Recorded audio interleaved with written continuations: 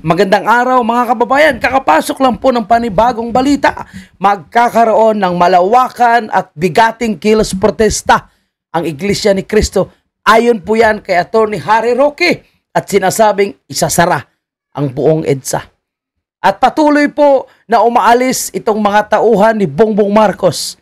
Hindi dahil ayaw na nila magserbisyo sa gobyerno, kundi napipilitan po silang umalis dahil po sa maling pinapagawa po sa kanila. Dahil itong si Director Santiago ng NBI ay nagsalita na at sinabing napilitan siyang mag-resign dahil para bang may pwersa na siya po ay pinipilit na gumawa ng hindi maganda. At marami na po yung nag-resign mga kababayan po natin. Kahit si Soljen Guevara umalis din po siya dahil hindi niya rin nagugustuhan ang ginagawa po ng gobyerno ni Marcos Jr. Sino yung susunod? Sino pa yung mga matatalino at talagang naglilingkod ng tapat ang aalis? Nakita na po natin yan si Atty. Vic Rodriguez at nabulgar po ang katotohanan sa kanyang pag-resign. Si Atty. Trixie Cruz at marami pang iba na hindi natin nami-mention. Pero lahat po yun mga kababayan dahil po sa gobyernong talamak ang korupsyon at hindi maayos ang pagpapatakbo at ang presidente ay tila ba walang payag dahil di umano ang nagpapatakbo at yung mga nag-a-appoint sa Malacanang ay hindi siya kundi ang kanyang asawa at ang kanyang mga alipores. Ako po mga kababayan po natin. Hindi pa po tayo nagsimula sa ating pinaka-main topic pero marami na po tayong naibanggit. At bago natin puntahan ang sinasabi po ni Atty. Harry Roque na magkakaroon ng malawakang kilos protesta ang Iglesia ni Cristo, ito basahin lang po natin ang sinasabi po ni Professor Ranjit Ray. Sabi niya dito, the anti-Duterte forces, if they don't unite, they're going to lose. That's it. That simple.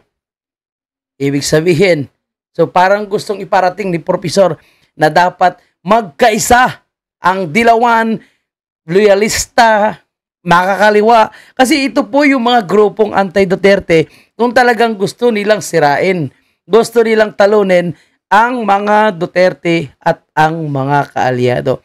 So nagpaparamdam na po yun. No? Yan po is talagang nakikita natin ngayon na gusto nilang gawin dahil alam naman natin na wala silang laban.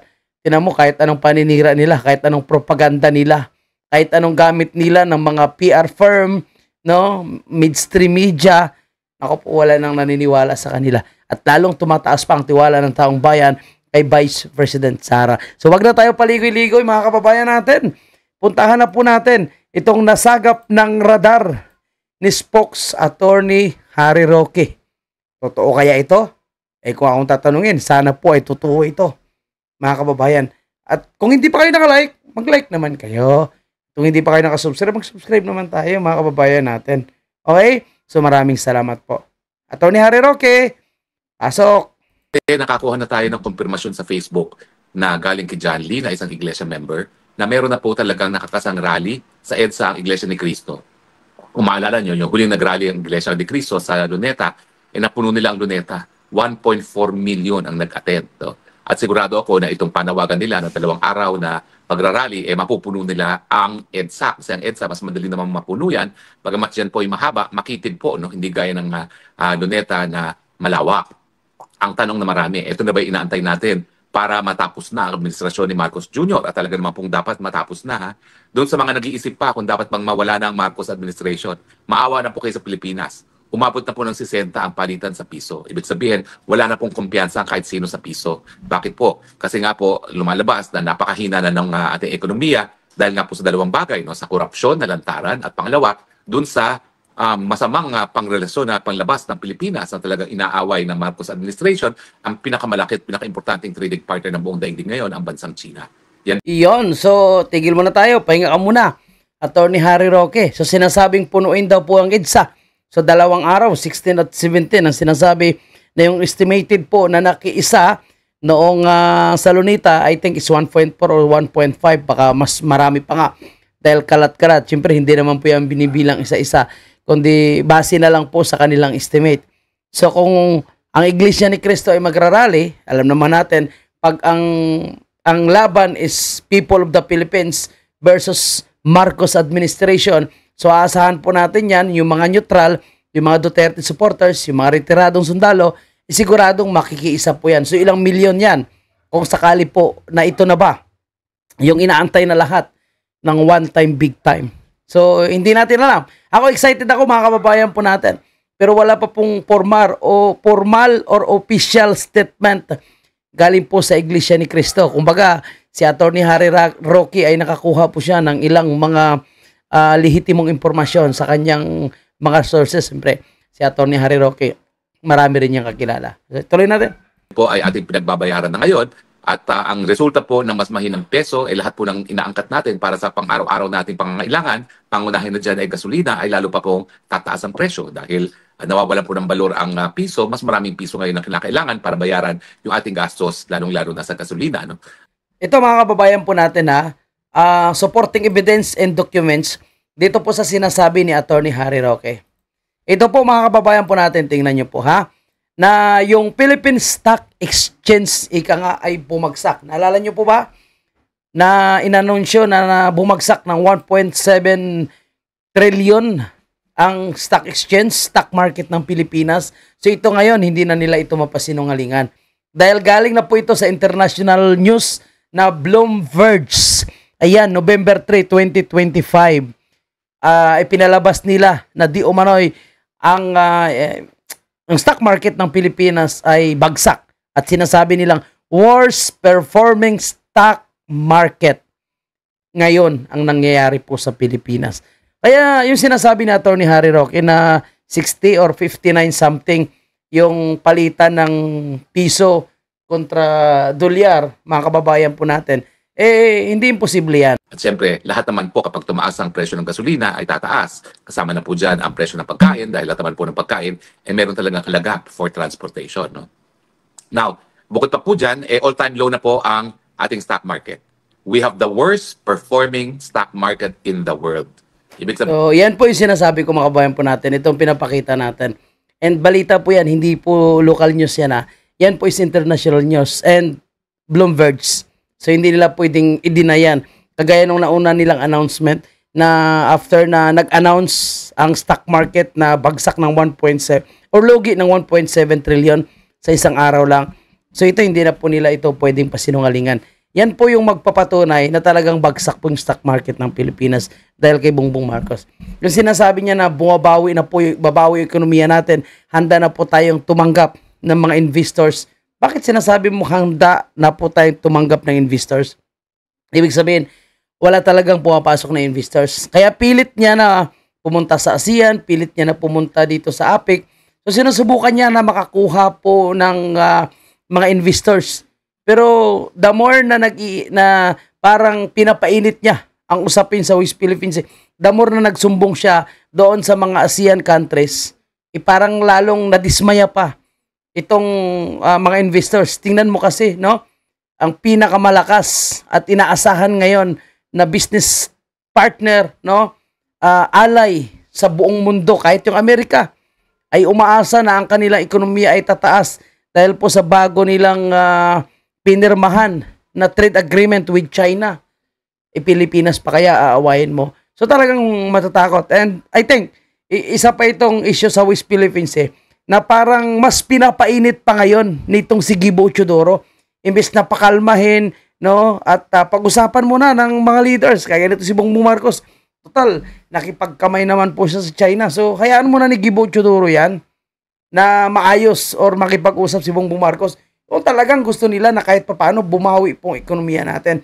Alam nyo, ako naman hindi na talaga tayo aasa na gaganda pong ating ekonomiya sa pamumuno ni Bongbong Marcos. Pero kahit papaano, at least makabawi lang man. Kasi kahit si Bongbong Marcos ang presidente, kahit ayaw natin. So kailangan talaga natin, no, na makita na kahit papaano is umaangat yung ating ekonomiya. Kasi apektado po tayong mga Pilipino. Kahit yung kape na iniinom natin, yung tubig na kinukonsume natin, yung bigas po natin, yung pamasahe natin, lahat yan ay tataas. Dahil bagsak nga po yung ating ekonomiya. So ayaw natin na ito ay lumala pa. Lalong-lalo na ang tigas ng kanyang pagmumuka. Ayaw niya pang umalis. Sabi nga ni Chubby Chingson, mahiya ka naman. Umalis ka na. Yun po, yan ay nagpapatunay din na wala na rin kumpiyansa yung mga nangangalakal, yung mga nag-invest, mga nabibigay ng kapital sa Pilipinas. At hindi na natin kinukonsider na magandang investment opportunity in Pilipinas dahil we have the worst performing stock market on earth ngayon, no? At bukod pa dyan, ayan na po, no? Kinakailangan ng baguhin ang ating mga growth targets. Binaba na po ng growth targets ng administrasyon ang ating paglago ng ating ekonomiya itong taon nito at sigurado sa mga susunod na taon ay ibababa pa rin yan. Ibig sabihin, titindi pa po ang nagaganap ngayon ng pagkagutom sa ating bansa at ngayon is... Grabe, no? Talagang sa totoo lang mga kababayan po natin, no? Nakakatakot po talaga yung mga susunod pa na mangyayari sa ating bansa, no? At itong puro pangako, papanagutin, ipapakulong bago mag-Christmas. So, ito po is another pambubudol mga kababayan po natin, no?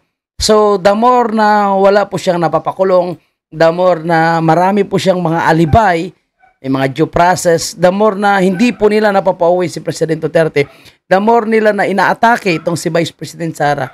Palagay ko yung buong mundo po is nakatingin sa atin eh.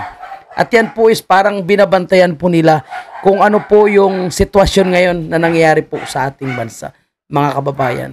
Sa dalawang Pilipino ang gutom, no? So, yan po ang mga kadahilan kung bakit talagang kinakailangan magpalitan ng gobyerno dahil hindi na natin maantay pa ang 2028. Ulitin ko po hindi rin po pwede na mag-eleksyon tayo sa 2028 na nakaupo pa ang mga Marcos. Sigurado po ako, ang mga Marcos, dahil hawak nila mga makina na magbibilang ng boto, hindi nila pananalunin si Inday Sara kung sila pa rin ang nakaupo sa 2028. So, kinakailangan po talaga matanggal ang mga Marcos ngayon na, now na, not tomorrow, not in 2028. Dahil baka nga po, wala na tayong kinabukasan na pinag-uusapan kung tatagal pa ng 2 pang taon itong Marcos na hindi talaga alam ko anong gagawin para mamuno sa ating bayan. Bagyo darating, ang sasabihin, nagkakamot ng ulo, anong gagawin natin? Nabangkarote, nababangkarote, di umano ang GSIS, nagkakamot ng ulo, hindi alam ang gagawin, no? Anong gagawin natin dyan? Nakikipag-away sa China sa panahon ng pati ang Amerika, nakikipag-kaibigan sa China. At ang inaasahan pa rin, re-resbakan siya ng Amerika dahil kinakailangan nga ng mga Amerikano ang ating lupain para gamitin na base militar laban sa China kung ito ay lulusob sa Taiwan. Hindi naman niya nalalaman na nag-iigi na yung relasyon ng dalawa at naiiwan na tayo sa kangkungan dahil bawal. Yan nga po yung problema natin di ba? Todo siya himod sa puwet ng Amerika. Tapos kahit yung taripa hindi man lang pinagbigyan. Yung mga kaalyado pa ng China, gaya ng Cambodia, Malaysia, yung Thailand. So sila pa yung pinaboran ng zero tariff. At isa pa yan, nakita kong post ni Trump, no, sa mga pinasalamatan niyang bansa sa nangyaring APEC 2025 sa Korea. Alam mo, hindi man lang binanggit ang Pilipinas. So, di ba? Tapos sasabihin niya na gumaganda na po yung relasyon, no? At least kahit paano nagkita sila ng presidente ng Amerika doon, hindi naman sila nag-meeting. Wala namang binigay na pabor sa atin. Sabi niya, nakipag-usap po siya sa ibang investors na nandun at sinasabi niyang positibo siya, no, na magkakaroon ng maraming investors na pupunta sa ating bansa dahil po napaka-productive daw ang kanyang biyahe sa Korea. Tingnan natin, mga kababayan po natin, kung sino yung mga investors na pupunta. Putang ina, sa isang taon niya pa lang, pangalawang taon, pangatlong taon niya, ngayon pang-4 na taon na. Mula nung umupo siya hanggang ngayon, yan ang lagi niyang pinapangako. Nakakuha siya ng malaking investors. Pero nasaan? Di ba? Nga, ano nangyari sa ating bansa? Kay Tatay Digo nga, halos hindi nagbabiyahe yon. Pinipili niya lang yung kanyang pupuntahan na event. Pero kita mo, no? Kusang pumupunta sa Pilipinas ang investors. Bakit? Mayroon po tayong peace and order. Disiplinado ang mga Pilipino. Gumanda yung ating airport. Ngayon, nakapasama na naman tayo sa most worst airport sa buong mundo ayon sa mga travel vlogs. Diba? Talagang nakakahiya na po. Tapos yung presidente natin, nakilala bilang magnanakaw yung kanilang pamilya sa Pilipinas, abay nagnakaw pa ng eksena sa APEC. Saan ka makahanap dyan? At pinagtawanan kasi may schedule pala yan. Kahit yung pakipagkamay, yung pakipag-usap, may pala yan, may schedule pala yan. Kumbaga may appointment. Pa-appoint ka muna ha. O pwede ka makipag-usap, pwede ka makipagkamay, pwede mo siyang kamustahin, pwede mo siya i-congratulate. Si Bongbong Marcos, anong ginawa? Nagdala ng kahihiyan, binaypas ang protocol sa APEC. Banat po, spokes attorney Harry Roque. Alam mo si attorney Harry Roque, ha, bago ko ibigay sa kanya muli yung momentum, no, lagi niya talaga sinisigaw na Marcos resign noon pa man. Kaya hindi ako magtaka kung bakit siya pinag-initan at ginawa ng kwento itong administrasyon ni Bongbong. Wala na tayo ng balor as far as President Trump is concerned dahil habang wala ng banta na magkakaroon ng military confrontation sa panig ng Amerika at saka ng Amerika, wala na rin saysay sa kanilang Pilipinas. So, sinong tutulong sa atin? Wala po. Kaya nga po, yung mga kadahilanan na yan, unang-una yung kadahilanan na kapag hindi siya natanggal, lalong lalala ang pagkagutom ng taong bayan, ang dahilan kung bakit dapat mapalitan na si Marcos Jr. Ang tanong, ito bang rally ng iglesia sapat na beto para tanggalin si Marcos Jr.? Well, unang-una po ang panawagan po laban sa korupsyon, yan po ay magkakaroon ng pinakamalaking rally sa Atlanta. Hindi ko po alam kung mapapantayan ng ating mga kababayan yung rally ng iglesia na tinawag para sa November 16 and 17. Siguro. Pero nakita ko rin narinig ko kanina, no, parang hindi kasi sila magsisigaw ng ng Marcos resign. I think anti-corruption lang yung kanilang gagawing rally ng Iglesia ni Cristo. Pero tingnan natin. Kasi sabi ko nga sa inyo mga kababayan natin, wala pa pong official statement mula mismo sa Iglesia ni Cristo. Kumbaga si Attorney Harry Roque, nakakuha lang siya ng impormasyon sa kanyang mga kaibigan. Kakayanin naman po yan. Kung 1.4 yung nag-attend ng huling INC rally, siguro naman kayang-kaya ng ating mga kababayan ngayon na mag-organize ng 2 hanggang 3 milyong mga rallyista sa iba't ibang lugar ng Metro Manila at Pilipinas, no? Kung ang pag-uusapan ay protesta nga laban sa malawakang korupsyon. So wala naman pong kaduda-duda na kaya naman po yan malabisan pa. Ang tanong, tama na ba? Nandyan na ba lahat ng mga ingredients para mapalitan si Marcos? Tingnan natin isa-isa. At ito naman ay babatay natin sa kasaysayan. Yung galit ng taong bayan, tingin ko, mas matindi pa ngayon ang galit ng taong bayan sa korupsyon kesa nung panahon ng sinuka si Marcos Sr. No? Kasi nung Marcos Sr., limitado ang nalalaman ng taong bayan. Kasi ang meron lang tayo noon, dahil nga wala tayong malayang pamamahayag, yung mga tinatawag natin mosquito press. Pero ngayon... Tapos wala tayong internet noon. Walang social media. Ngayon, no, isang pindot mo lang. Kahit anong gawin nilang shadow ban, anong gagawin nilang pag-filter, no? Anong term na ginagamit nila diyan para maharang yung pag-transmit ng mga informasyon. So, lalabas at lalabas pa rin, mga kababayan natin. Lamtad na ang korupsyon, kung gano'ng katindi ito dahil nga sa internet, no? So, Tama ikaw yan. ay talagang taga-planet Mars kung hindi mo pa alam kung bakit nagagalit ang tao ngayon sa... So, ang iba naman, alam naman po nila, pero alam mo na, nagtanga-tangahan, kasi daw sila ay loyalista. Kaya pa rin sila, kahit nakadilat na yung mata nila, na ninanakawan sa harap nila, Bongbong Marcos pa rin ang kanilang sigaw. Ang tawag dyan, tanga-lista. Sana po, no? Gumising na yung mga yan at nakita naman nila kung gaano kapahirap itong si Bongbong Marcos. Ang galing, tama. Ang galing magsalita pero wala sa gawa. Imagine mo, yung belt ni Tatay Digong, pinalitan niya ng nakaw.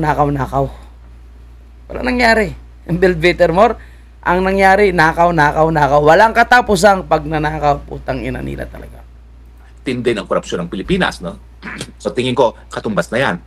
Makalawa, yung kahirapan ng tao. Kung maalala nyo po, yung napatay si Ninoy Aquino, nagkaroon din ng krisis pinansyal sa Pilipinas kasi nga po, na-devalue rin ang peso, nawalan din ng balor ng peso. Gaya ng nawawalan ng balor ngayon ng peso, no?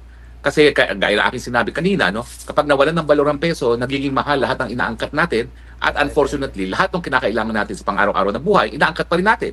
So nagiging mas mahal yung mga bagay-bagay na kinakailangan natin sa pang-araw-araw na buhay. So tingin ko yung kahirapan, mas matindi pa nga. Ngayon nga, nami-measure na natin kung ilan yung naghihirap. Ngayon, kalahati ng Pilipino naghihirap. Pero hindi ako magtataka kung mas matindi na ngayon ang figura kasi hindi naman umunlad ang ating ekonomiya. Talagang went from bad to worse. So sa tinding ko, mas matindi pa rin ang ating kahirapan. Ang pangatlo is, alam naman natin na hindi talaga mapupwersa magbitiw sa pwesto ang mga presidente kung nandyan pa rin ang suporta ng hubong sandatahan. So yan Yun lang kasi yung sundalo natin, may bago na naman silang bonus, Attorney Harry Roque. May bonus na naman sila, yung sundalo at pulis po natin. So, I don't know, wala tayong maasahan dyan, kundi taong bayan na lang talaga. No, at simbahan yung maasahan talaga ngayon. Wala akong alam. Kasi unfortunately, ako'y nasa Netherlands. Hindi ko alam kung anong pulso ng mga militar. Pero mga militar naman, kabahagian ng lipunan ng Pilipinas. Kung nararamdaman ng ordinaryong pamilya ang hirap ng buhay, I'm sure nararamdaman din yan ng ating mga kasundaluhan. Bagamat ngayon kasi nga, dinoble ni Tatay Digong ang kanilang mga sahod, so mas hindi nila nararamdaman yung kahirapan dahil mas malaki ngayon ang sahod nila. Mantakin nyo, siguro ngayon, nag-80 na ang mga kasundaluhan. Kaya medyo hindi nila nararamdaman. Pero habang nawawalan ng balor ang peso, talaga namang lumiliit din ang purchasing power ng mga kasundaluhan. So ramdam na ramdam din nila yung pagtaas ng presyo ng bilihin at kahirapan ng buhay. Now, ang problema din ay meron ba rin mga opisyales sa ating buksang datahan na magpapakabayani gaya ng ginawa ni Fidel Ramos at ni JPE. Sa ngayon, tingin ko malabo yan. Dahil ang Browner at ang Gibo Teodoro talaga naman pong walang pinapakitang kabayanihan sa ngayon. No? Di ba? No, nag-courtesy call pa ngayon sila kay Tambaloslos. So, matik na yan. Pinatawag sila Tapos, inoperan pa sila ng mga allowances, inoperan pa sila ng mga bonuses.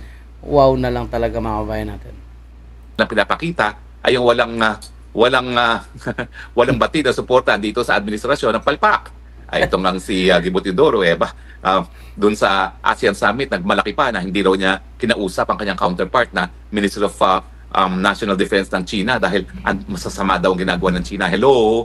Lahat ng tao iyabang, akala mo may ibubuga naman. Wala naman ibubuga di ba? Nagmamayabang, okay sana kung malakas tayo. Okay sana kung kasing lakas po natin yung Russia. Kasing lakas sana natin yung Amerika. O kasing lakas sana natin yung mga Arab countries. Tayo wala Ano ba tayo? Gaano ba kalakas yung militarization po natin? Gaano ba kalakas yung ekonomiya po natin? Paano ba natin ipinance yung mga kababayan po natin kung sakaling magkakagulo? And ito pakita ko lang ito, mamaya puntahan natin itong si Vince Dizon, mga kababayan po natin. Ipakita ko lang ito ito. Ayan, Gibo Teodoro. Bago ka magmamayabang, tingnan mo muna itong mga kababayan natin. Dahil sa napakalakas na banta ng bagyo sa ilang mga lugar, no? Dahil wala pong mapuntahan na evacuation center ang ating mga kababayan, saan sila nagtatago? Diyan sila sa kuweba. Nagtago po sila sa kuweba dahil mas naisip po nila na diyan ay hindi po sila binabaha. Diyan po ay hindi matatanggal yung kanilang bubong dahil protektado po sila ng mga malalaking bato na kahit gaano kalakas ang ulan, bagyo, hangin, safe po sila diyan sa loob. And of course, no, yan ay talagang alam naman nila na safe ang lugar na yan dahil sa kanila lang po yan. Imagine mo, walang evacuation center. Wala po tayong mga bunkers na pagtaguan kung sakaling nagkabombahan. Tapos ngayon, iba na po yung kanilang iniisip. Diba? Tingnan mo yung nangyaring lindol sa Cebu. Yung mga kababayan po natin, natulog na lang sa loob ng plastic doon sa may palayan. Dahil wala pong mai-provide na emergency shelter po ang gobyerno ng Pilipinas. Tapos sasabihin pa ni Bongbong Marcos, wala na po tayong contingency fund, wala na po tayong backup, kailangan pa munang humingi, magpasa muna ng bagong pondo or budget ang Kongreso at Senado. Tapos ngayon, magmamayabang itong si Gibo Teodoro na hindi niya daw kinausap yung counterpart ng Defense Ministry ng China. Tingnan niyo muna yung kalagayan ng ating mga kababayan. Tuwing nababagyo po, kung saan-saan na lang nagtatago dahil hindi safe po yung kanilang bahay. Walang mapupuntahan, no? Walang evacuation center ang gobyerno natin. Bakit walang evacuation center? Pinagnanakaw ng mga putang inang mga kalyado ni Bongbong Marcos. Umalay natin, kasabwat pa itong si Bongbong Marcos. Sabi ni Chavit, kasabwat daw siya Di ba, Attorney Harry Roque? So nga makipagkaibigan na sa China, lalong-lalo na si Marcos Jr. na nagpumilit pa na kamayan si President Xi na labag sa protocol. Tapos yan sinasabi ko, labag sa protocol. Tao na isang kalihim lamang ng isang presidente na nagsumikap na talagang pinagsiksikan ng sarili para batiin si President Xi. Ikaw pa magsasabing hindi mo papansin ng mga Chinese counterpart mo. No? Di ba mali yun? Ay nako, hindi ko maintindihan. Pero yun nga po, yan siguro ang kulang na ingredient. Kasi mukhang walang suporta ang pagpapalit ng gobyerno pagdating dito sa hepe ng Armed Forces of the Philippines, hepe ng PNP at saka ng kalihim ng National Defense. Kasi nung 2 beses na nagpalit tayo ng presidente, at least yung hepe ng police, PC, na si Fidel Ramos at saka yung Secretary of Defense ni Marcos ay talagang bumitiw sa chain of command na mukhang hindi mangyayari sa ngayon, no? Unless talagang merong iba na mga opisyalis ng militar na magsasabi, aalis na kami sa chain of command at hindi na namin kikilanganin, pati si Browner at saka si Gibo Teodoro, no? At hindi nila kikilalanin So, pwede palang ganon kahit hindi yung pinakamataas na opisyal. ang Marcos Jr. bilang Commander-in-Chief ng Armed Forces of the Philippines, no? So, pag walang ganyan na titiwalag sa chain of command, talagang hindi makakasapi sa pagpalit ng gobyerno ang hukbong sandatahan. So, ako nakita ko man sa aking personal na nakikita ngayon, suppose kay Browner, dyan sa PNP, no, kay Nartates, kay Gibo Teodoro, wala po tayong maasahan. Talagang himod-puwit yan ngayon kay Bongbong Marcos, kay Martin Romualdez. At lumalabas pa nga na protektado pa rin nila itong si Martin Romualdez at Isaldi ko hanggang ngayon. So, malamang, no, baka naambunan po yan sila sa mali-malitang sinasabing basura na dinideliver po ni Master Sergeant Cutisa sa bahay nitong si Martin Romualdez. Kawawa po talaga mga kababayan po natin. Anyway, bago tayo lilipat sa ating panibagong topic, ito basahin ko lang ang sinasabi ni Congressman Kiko Barsaga. Sabi niya, either Marcos removes me from Congress or I remove him from Malacanang. There is no in between. It will all end this month. Grabe to. Philippines versus Marcos. Or dapat dito is people of the Philippines versus Marcos. Dahil ang laban po ngayon kontra korupsyon ay hindi po ito laban ng sino mang politiko. Hindi laban ni Kiko Barsaga, hindi laban ng mga Duterte, hindi laban ni BP Sara, hindi laban ng kung sino mang simbahan. Ito po ay laban ng lahat ng mga Pilipino dahil tayo lahat ay apektado at ginagago ng nakaupo sa gobyerno, mga kababayan natin. And okay, so salamat po sa napakagandang mga sinabi, komento, analysis at mga nakikitang mga posibilidad na mangyari nitong si Attorney Harry Roque. Attorney Harry Roque, syempre mabuhay po kayo, sir. Maraming salamat po, no? Lunes, Na kahit malayo man kayo sa Pilipinas, kahit diyan kayo ay medyo nagpapahinga muna diyan dahil mainit pa yung dugo sa iyo ng DOJ, NBI, no? Dahil sa iyong pagiging sobrang matapang. Diyan ka muna at yan, patuloy ka na lang magbibigay sa amin ng update diyan kay Tatay Digong. Ito na nga po mga kababayan, nabanggit ko na kanina sa inyo na yung mga taong nagtatrabaho ng matino ay talagang hindi tumatagal sa Marcos administrasyon. Kasi bibigyan kanila kasi ng talagang sabihin natin mga kababayan po natin ng trabaho, no? Na ikakasira talaga ng iyong karir. So, kagaya nito mga kababayan po natin sa NBI, si NBI Director Santiago, na kung saan sinasabi niya na hindi naman siya dapat mag-resign, pero napilitan po siyang mag-resign or forced resignation. Bakit nga ba? So, siguro alamin na po natin mismo galing sa kanya mga kababayan natin. Tinanggap ni Pangulong Ferdinand R. Marcos Jr. ang irrevocable resignation ni dating NBI Director Jaime Santiago. Pero kasabay ng turnover ceremony ngayong araw, ibinunyag ni Santiago na ang pagbibitiw niya ay hindi kusang loob, kundi napilitan lamang siya.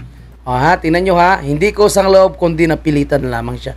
Ibig sabihin, may pwersa na naman na nag-uutos sa kanya na labag sa kanyang tungkulin. So kumbaga hindi niya nagugustuhan dahil baka may utos na gigipitin, may utos na arestuhin na hindi niya nagugustuhan. Yan po siguro. Pero yung aking effort mukhang kulang or hindi nagustuhan ng nakararami. So I was forced to resign. Hindi yung Pilipino nakakarami na malamang alipores ni Marcos Jr. yan. Nanindigan si Santiago na sa kanyang panunungkulan, naging tapat siya sa pamumuno. Di baling maging unpopular, pero right. Tama yan, sir. Saludo po ako sa iyo, sir. Dapat talaga doon ka sa tama. Sayang naman, masisira yung pangalan mo na iniingatan kung ikaw ay gagawa ng katarantaduhan na labag po sa iyong tungkulin. Para lang makabigay ng pabor sa mga politikong putang na magnanakaw niyan. Saludo po tayo dito kay Director Santiago. Maaaring madinig na, ma-trade ako, masabihan ako na ungrateful, pero right. Maraming beses kong ipinaglaban ng Bureau. June 14 noong nakaraang taon nang manungkulan sa Santiago bilang direktor ng NBI. At si Atty. Angelito Magdo na ang tatayo ngayon bilang Officer in Charge Director. Si Magdo ay naging Assistant Director ng NBI at nagsimula siya sa ahensya taong 1991 bilang record checker o yung tagahanap kung may penalty o criminal record ba ang isang nag-a-apply ng NBI clearance. Bilang bagong direktor. So ito ha, mga kababayan po natin, sana po itong bagong italagang direktor na ito, sana po is matino ito. Kasi kung hindi matino, mga kababayan po natin, yung papalit na direktor, tangina sigurado, maraming vloggers nagigipitin, maraming mga Duterte supporters, Duterte allies, and siguro kahit mga pamilya Duterte mismo Duterte is palagay ko gigipitin din kung sakaling ang papalit na direktor ng NBI ay talagang bayaran at tando-tando yung sunod-sunuran sa matataas na opisyal. Kasi palagay ko sa Santiago hindi nila nagawang maging sunod-sunuran sa kanila. So naninindigan po siya kung ano yung tama at kung ano lang yung kanyang obligasyon, kung ano lang ang kanyang trabaho, doon lang po siya. Yan siguro yung rason kung bakit umalis itong si Santiago. Kasi palagay ko hindi na ito magsasalita Bakit pa siya magsasalita na napilitan siya mag-resign? Hindi voluntaryo ang kanyang pag-resign, napilitan siya. Dahil nga sa mukhang hindi na maganda yung mga nangyari. So of course, hindi niya man mabanggit siguro na mukhang hindi sila mayroong hindi magandang relasyon sa presidente. Palagay ko yan po. Yung presidente or sa DOJ siguro. Palagay ko lang ganun ha. Mga kababayan natin. Kasi ayaw niya magsalita, ayaw niya magbanggit ng pangalan, ayaw niya mag-name drops. Basta para sa kanya, kahit unpopular siya, basta't ginawa niya yung tama. Ungrateful siya, basta't ginawa niya ang tama. So yan, lalong hahanga sa iyo ang tao dahil sa iyong paninindigan. Ilan na lang po yung may paninindigan na nakaupo sa gobyerno ngayon. Karamihan po sila magnanakaw. So, bago natin ipagpapatuloy ito, kagaya nito kay Vince Dizon, mga kababayan natin. Secretary Vince Dizon ng DPWH. Alam nyo, dati, bilib na bilib tayo dito. Pero ngayon tingnan mo, ang lahat na bukang bibig niya ay si Bongbong Marcos. Sabi po ng Pangulo, hintaw muna natin yung pagnanakaw. Iputang na ibig sabihin, sunod na taon or sunod na buwan, magnanakaw na naman sila, mga kababayan natin. Ngayon, pansamantala daw munang ihinto ang pagnanakaw. Tiwalaan niya ng taong bayan ang kanyang prioridad. We live in times when trust in government is fragile, when corruption tempts, and when power often bends the law to its will. But let the NBI stand as proof that to uphold the law is not to twist it toward influence, but to hold it straight for all. Trust is our currency. Pag nawala ang tiwala sa atin, napakahirap na pong ibalik. Nangako rin si Magno na maglilingkod siya ng walang takot at maaabot ng tao ang hustisya. Magugunita na kabilang ang NBI sa mga nag-iimbestiga ngayon kaugnay sa maanumalyang flood control project na kung saan magiging malaking hamon sa bagong upong NBI Director.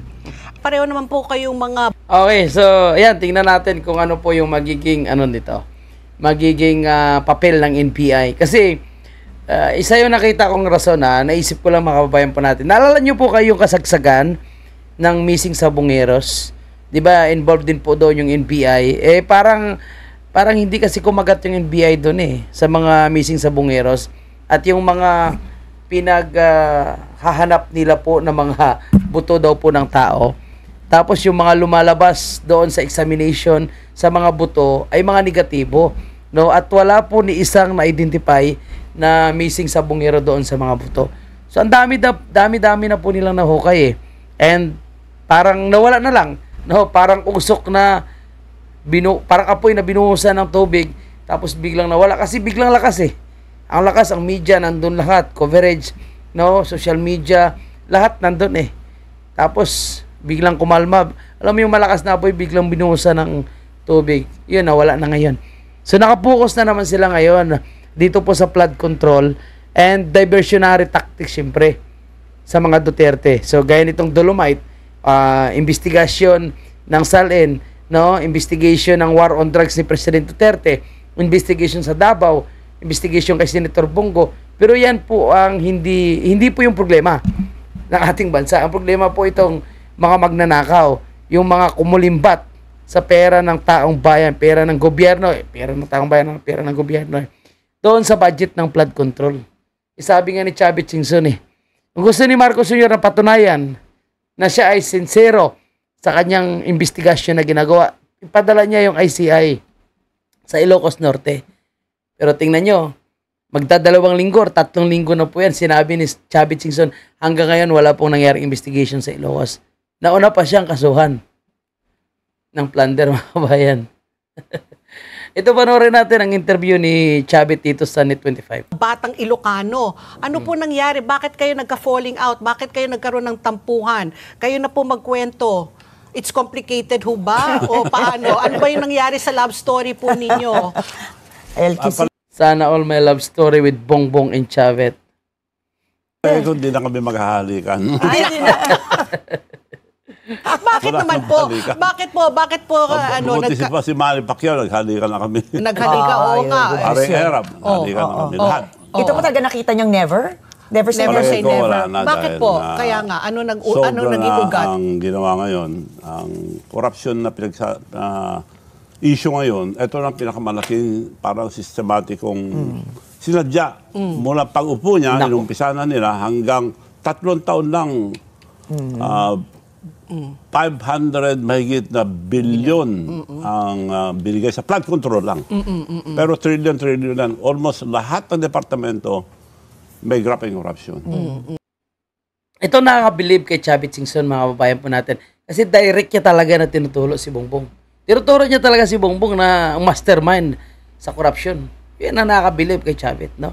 Buong tapang talaga. Kinasuhan siya, sabi niya, ipakulong niyo ako. Yan ang sinasaluduhan natin, kababayan, no, dito kay Chavit. Almost lahat. So, ito lang, flood control, doon mo na makikita. Kaya marami nang puputok na yan noon, kaya nilaglag na yung mga kasama niya. Naglag Sino na. ang kasamahan po niya? You recall yung zona, sinabi, mahiya naman kayo. Opo. May magsasabi na kasi hindi na mapigil sa dami ng project. Because they claim to have 9,800 project. Sumisigaw na may mga ibang probinsya, inunahan niya. Gusto niya siya pang hero. Pero Hero-herohan, yun pala, mastermind. Ganun ba yun, Manong Chavit? lahat yan, walang mangyayari yan kung hindi naprubahan. Ang GAA or yung National Expenditure, walang lalabas yan kung hindi niya i-review muna. Aprubahan Agoy, Bongbong. niya. Opo. So, nung i-review niya, tinanggalan lang niya ng yung 500 billion, tinanggalan niya ng 29 billion. So, meron pang natirang 400 Almost 470 billion. 70 Tiwan, billion oo. na pinagpipiestahan ngayon yung mga contractor. Oo. But anyway, Pinaghati-hatian ng kontraktor, congressman at DPWH.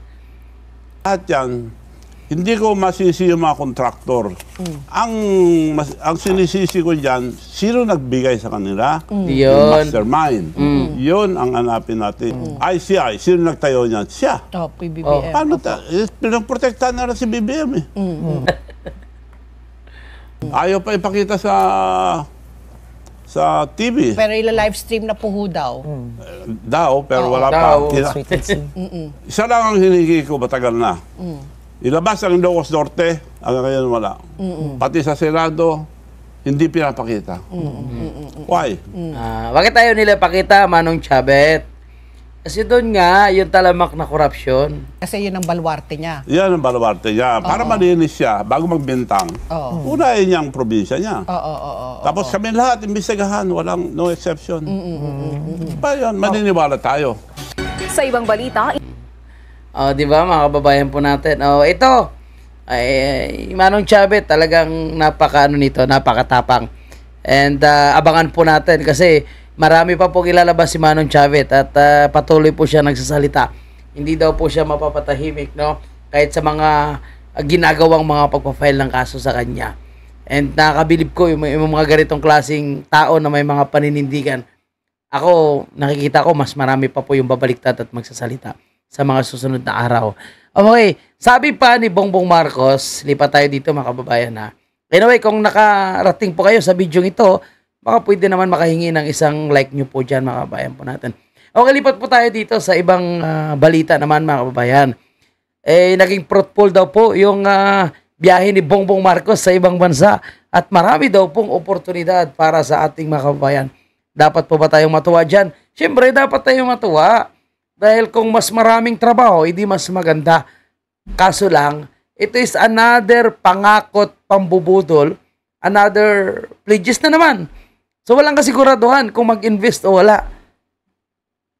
Dapat bago sila magbalita, siguraduhin po nila na talagang sigurado na mag-i-invest sa ating bansa. Nakarang administrasyon bago ibalita, nag-i-invest na nga ngayon, no? Hindi pa nga nangyari, hindi pa nga nakaapak sa Pilipinas, wala ko pang impormasyon. Aba, napaka-positive na yung kanilang balita. Kasi bakit? Bakit ganon sila ka-positive magbalita? Kasi wala pong nangyayaring positibo sa pag-upo nitong si Bongbong Marcos. Kaya pagka, kunwari, sinabi ni Bongbong Marcos, ina-assume nila na mangyayari na. Mga honghang. Inaasahang libo-libong trabaho pa ang magbubukas para sa mga Pilipino. May matapos ang matagumpay na biyahe ni Pangulong Ferdinand R. Marcos Jr. kung saan nakakuha ang Pangulo ng investments. Ito mga reporter sa PTV po, tangina mga sinungaling ito, no? Si Clazel Pardilla sa sentro ng balita. It was actually a very productive meeting.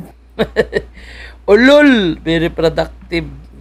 Ganyan inilarawan ni Pangulong Ferdinand R. Marcos Jr. ang kanyang naging pagdalo sa Asia-Pacific Nyor, ayusin mo yan, Nyor, ha? Very productive ka dyan. Economic Cooperation o APEC Hindi ka nga binanggit ni Trump doon sa kanyang Pinos. Summit sa South Korea ngayong taon. Because the subjects that were taken up are some of the most important and difficult subjects that the Asia-Pacific countries are facing. Magkakaiba man anya ang mga bansang lumahok sa APEC Summit tulad ng Mexico at Chile sa Latin America hanggang sa malalaking ekonomiya sa Asia.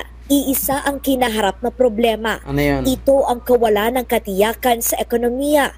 Dahil dyan, binigyan din ang kooperasyon pagdating sa kalakalan at ekonomiya, artificial intelligence at pagtugon sa nagbabagong panahon. Mostly really it was an economic discussion on what are the things that we can do, because if you heard the leader... Dami na namang kwento. Pocha, ginang yan. Siguraduhin mo yan, Bongbong Marcos, ha? Tangina, sisingiling ka na naman ng taong bayan.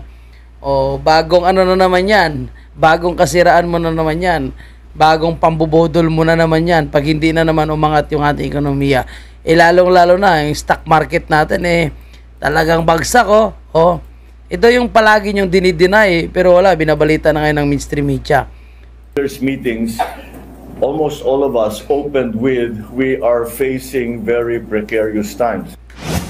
Sa sidelines ng APEC Summit sa Korea, naging matagumpay ang pakikipagpulong ng administrasyon ni Pangulong Marcos sa Samsung Electromechanics Philippine Corporation o SEMPHIL.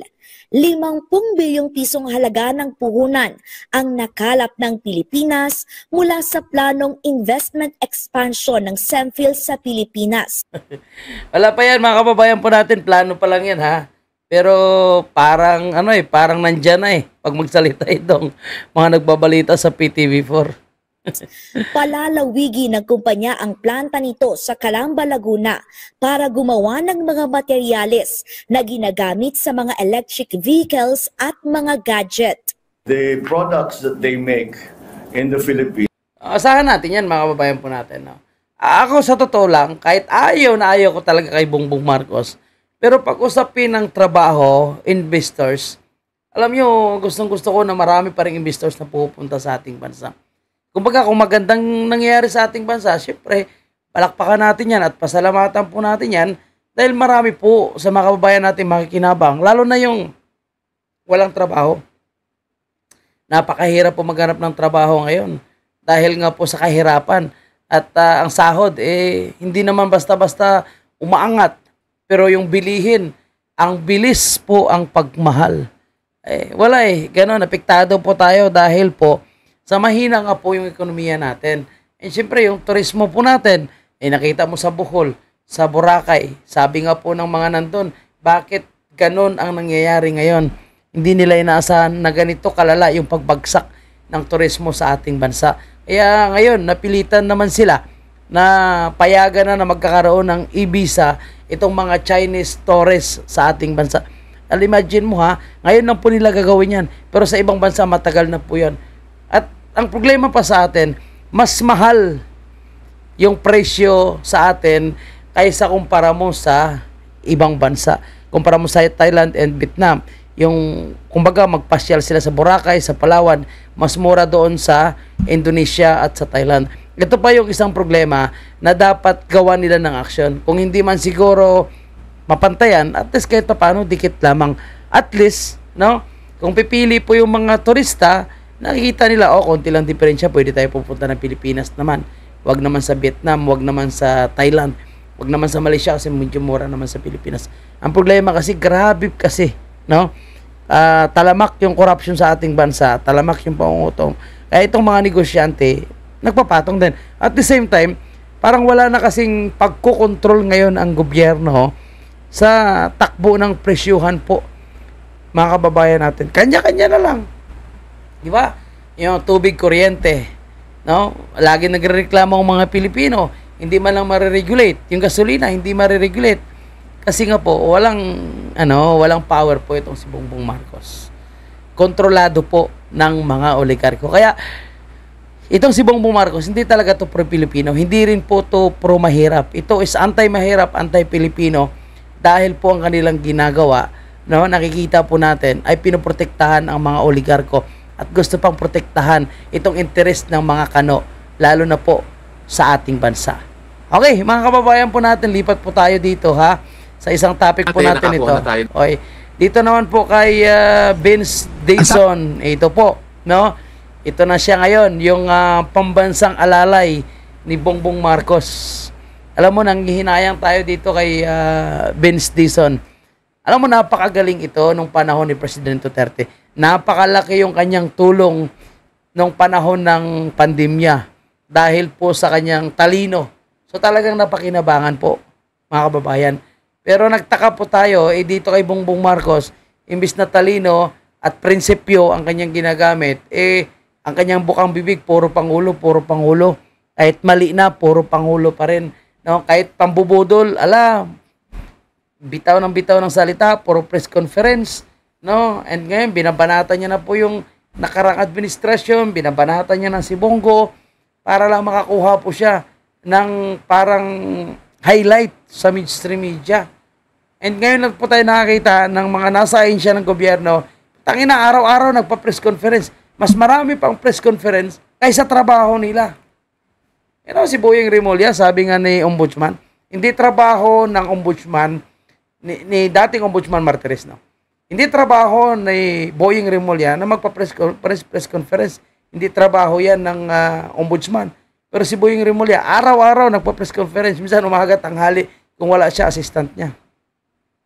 O ito naman, no? Itong gonggong na si Vince Dayson ngayon, araw-araw niya sinasabi yan tuwing umarap sa media. May makukulong bago mag-Christmas. Tangina nyo ha. Binabantayan namin kayo. Siguraduhin nyo lang. Baka ngayon ito po is pambubudol nyo lang para hindi mag-rally ang tao sa katapusan. O itong kung magaganap man itong sinasabi na Iglesia ni Cristo na sa 16 and 17. Baka yan ay pambubudol nyo lang. Pampalubag loob nyo lang. Kasama na itong lalakas na yung ekonomiya natin. Welcome na yung mga investors. Marami po tayong investors na darating. Ikukulong na yung mga magnanakaw. Puta, paano nyo makukulong? Si Martin Romualdez wala sa Pilipinas. Si Saldico wala sa Pilipinas. Sino ikukulong nyo? Yung mga maliliit na sapsap from DPWH na kinuntsaban nyo. Oy, magpakulong muna kayo. Putang ina nyo ha. Para hindi na bawiin yung pinagnanakaw nyo. Ang sabi ng Pangulo natin, kailangan Tangina, Pangulo mo lang. Gisa na natin ang pananagot ng mga dapat managot. Kaya nga, makikita nyo ngayon lahat ng mga ahensya from ICI to the Department of Justice, to the Ombudsman, all other agencies, NBI, Solgen. Kaya pala umalis na yung NBI, Santiago. Kasi ayaw magipagsabuhatan sa sindikato nyo. Diba? Sino ikukulong nyo? Wala naman si Marte, wala naman Saldico. Pauwi nyo muna Saldico. Persahan. Tangina, persahan nyo nga pinadala si Tatay Digong eh. Persahan nyo pauwi yung Saldico. Sige nga. Kasi kung gano'n lang din naman, mga taga-DPWH, ang contractor, wala namang congressman na makukulong, useless lang din ito. Lalo magagalit sa inyong tao dyan. Bahala kayo. AMLAC, everyone is all working together, kasama ang DPWH, para panagutin lahat ng mga dapat managot. At sa tingin ko, base na rin sa mga usapan namin ng ICI at ng Ombudsman, I think hindi na magtatagal at yung unang kaso na final natin nung September 13, malapit nang i-file at dahil doon, alam ko ba pinail nyo? Tapos ngayon malapit na namang i-file. Ano ba talaga, sir? Ulitin nyo ha, pakinggan nyo. Parang nagiging ano ka na rin, sir ha. Sim Bongbong Marcos ka na, sir ha. Sabi nyo, na-file nyo la September, tapos malapit nang i-file. Ano ba talaga, sir?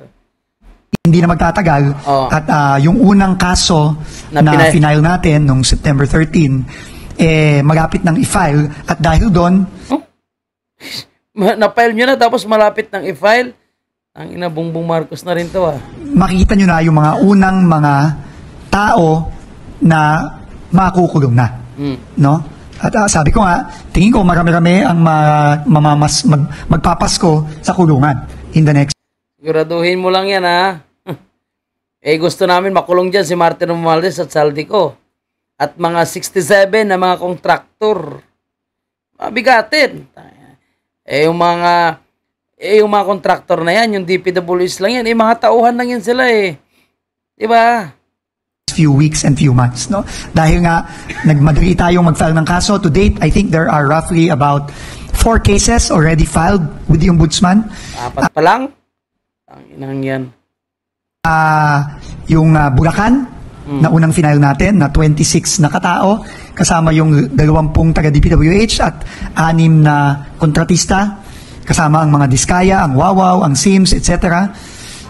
Yung kaso sa Mindoro, involving former Congressman Zaldico at yung kanyang kumpanyang SunWest Corporation, kasama din ang ibang kumpanya ng Diskaya at may kasama ding mga bagong DPWH personnel. Yung kaso sa La Union, involving Silver Wolves Corporation na sinasabi nga na ni Mayor Benji Magalong at sinabi na rin ng ating ombudsman na may links kay Congressman Eric Yap, at iba pang mga opisyal ng DPWH, ibang opisyal na naman yon. Parang wala yung sa Candaba kay Gonzales parang wala yung kay Candaba kay Gonzales ba? Parang wala rin po sa Ilocos. Parang selective kayo masyado, sir At yung sa Davao Occidental na St. Timothy ng mga Diskaya ulit. Sa Tarlac, umiiyak po doon sa interview kay Ted Pailon. Mukhang wala rin kayong alam na nangyayaring mga flood control anomalies sa Tarlac, sir na binid out noong 2021 at binayaran ng buo noong 2022 kahit na wala man lang anino ng proyektong nandun. Kasama nung mga taga-DPWH yun, kasama nung district engineer doon na si Larete, na pasintabi na lang po at medyo namura ko on live television dahil doon sa nangyari noon, doon sa sagot na binigay niya sa akin na binayaran niya si St. Timothy kasi daw nangako sa kanya na tatapusin naman daw. Pero obviously hindi naman ginawa. At ngayon lang silang Agosto nagsimula ng trabaho noon. So 4 na kaso yun. Hindi pa dyan binibilang yung mga fraud audit referrals ng COA na I think umabot na ng 17, if I'm not mistaken. COA is 9.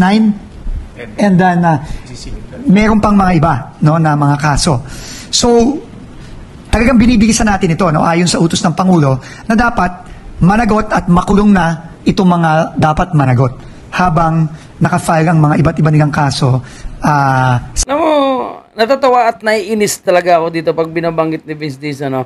Ayon sa utos ng ating Pangulo. Ay ating mga korte. At tingin ko nga, dahil nga napakabilis ng umaksyon ng ating ombudsman, linggo na lang ang Napakabilis na daw umaksyon ng ating ombudsman. Utang inang yan. Sila po yung nagbubulahan, mga kababayan. Mabilis talaga umaksyon si Boyeng Remulla, lalo na kapag hindi ka partido. Pero kapag kapartido, nasaan na pala si Martin Romualdez? Si Martin Romualdez ang inaantay ng taong bayan. Yun ang gusto nilang mapakulong. Bilangin natin at mapafile na itong mga kasong to, starting with the Bulacan case na final natin noong September 13 in the next few weeks. So ongoing tayo dyan. At marami pa tayong mga ipa-file na kaso. Tuloy-tuloy yan. I think this week... Parang investors lang to, mga kababayan natin, ha. Marami po tayong parating na investors. Ito naman, marami po tayong ipa-file pa ng mga kaso. Ay, yung ICI nga po, cover up yung ginagawa, Alam mo, masaya kami pag sinasabi nyo na magpapasko si Martin Romualdez sa kulungan. Pero hanggat walang Martin Romualdez, no, hanggat hindi na imbestigahan ang Ilocos, naku po, please lang sa mga tagapanood natin, sa tagapakinig itong kay Vince Dizon, wag po kayong maniniwala, no? Hindi kayo dapat kumalma sa usapin ng corruption sapagkat wala pa pong nasasauli na pera ng taong bayan. Alam mo yung mga pagpapakulong kasi, pwede kasi nilang gawing kasabwat o magpakulong kayo, wag kayong mag-alala, hindi naman namin babawiin yung pera. Magpakulong kayo, di bali, pwede naman kayo lumabas anytime. Pwede kasing mangyayari yan, mga kababayan po natin. Kasi kung nagawa nilang magnakaw sa loob ng 3 taon under the Marcos administration, ibig sabihin, marami na silang mga kasabwat dyan. Kahit siguro natanggal pa yan, nandyan pa rin po yung mga galamay niyan. And ako hindi ako naniniwala dito kay Vince Dizon na totoo ito sa kanyang trabaho. Inaasahang ipa-file na kaso ulit sa ombudsman. I think 1 to 2 cases ang ipa-file natin this week. Hindi ko na muna pangungunahan yung ICI, pero makakaasa kayo within the week meron na namang bagong mga kasong ipa-file tayo. At tuloy-tuloy yan every week na magpa-file tayo ng kaso. Daming kaso, no? Pero di ba, narinig nyo ba si Martin Romualdez? Narinig nyo ba yung mga kongresista na involved dyan? Wala, di ba? Hindi tayo hihinto hanggat hindi natin file ng kaso, ang lahat ng dapat managot. Balikan ko lang yung na-mention mo kanina, may mga magpapasko sa kulungan. How confident are we dun sa kalakas yung kaso natin laban sa mga contractor ng Ghost Project? And sa tingin nyo, ilan yung posibleng mga personalities na mapakulong natin bago matapos yung taon? Very, very confident. Kasi nga, dahil most of them Ghost Project, simple lang naman yan May proyekto dapat. Ito ang budget. Binayaran mo ng buo. Pero walang ginawa. Di ba klarong-klaro yun? Naninakaw yung pera doon? Tanungin mo sino nag-release ng pera. Sino yung nag-check na taga-commission on audit? Sino yung congressman sa lugar na yan? Sino pa yung mga local official na mga pumerma kung may kailangan permahan dyan? Sino yung nag-insert? Isa pa yan. Sino yung nagpasok ng budget na yan? Sino yung nag-propose? Sino yung nagpasok? Kasi hindi naman po magaganap yung mga ganyang proyekto kung walang proposal, walang insertion, walang approval. Kasi sa totoo lang, pwede mo naman harangin yan. Wag na ito ipagawa. Kasi hindi naman ito kinakailangan Binayaran mo ng buo, tapos walang ginawa. Di ba? Sabi nga yung district engineer, di ba? Binayaran ko po kasi nangako po, natatapusin po. Pwede ba yun? Pwede yun. Depende sa abutan.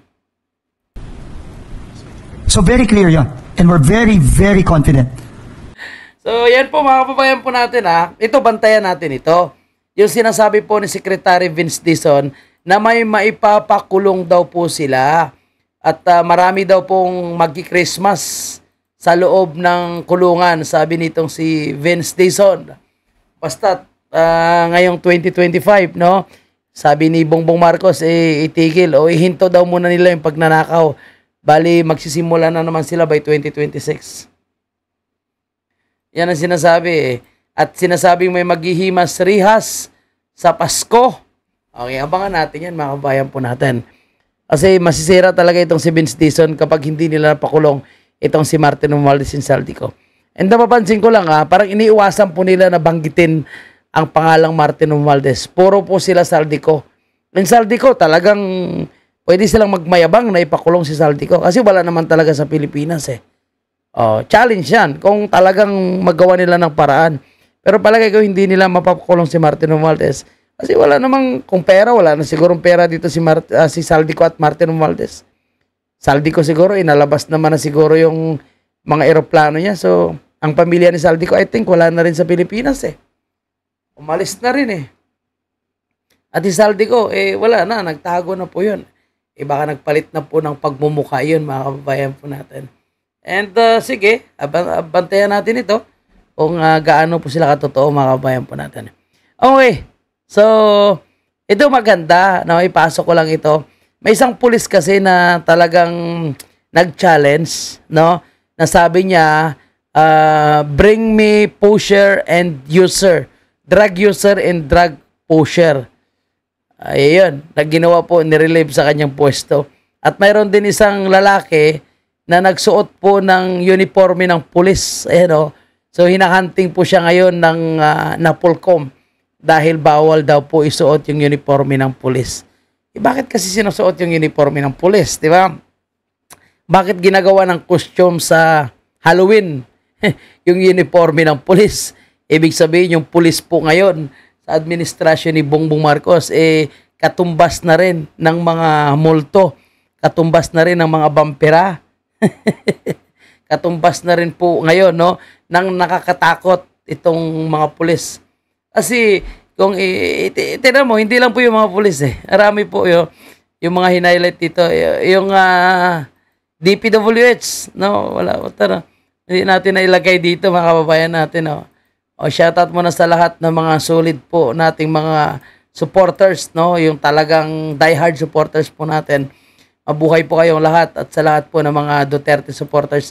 At mayroon po tayong signature campaign for Tatay Digong, at ilalunch ata yan sa Davao by November 23. So po tayo, makiisa po tayo at pipirma po tayo magsisignature po tayo. At kung kayo po ay magsisignature, dapat may kopya na rin kayo ng mga ID nyo para patunay at baka sabihin nila na ghost signature. So para hindi po tayo matawag na ghost signature, at ghost record, ghost campaign. So kailangan may proof po tayo. So dala kayo ng mga ID nyo. Kung mapakopya nyo, mas maganda. Okay. So si Aiko Melindez po yung nagpasabog nito sa kanyang Twitter, Ito nga, mga kababayan po natin, na yung police, DPWH, pati mga congressman, ginagawa na pong costume ngayon sa Halloween. So talagang nakakatakot na pala yung DPWH ngayon.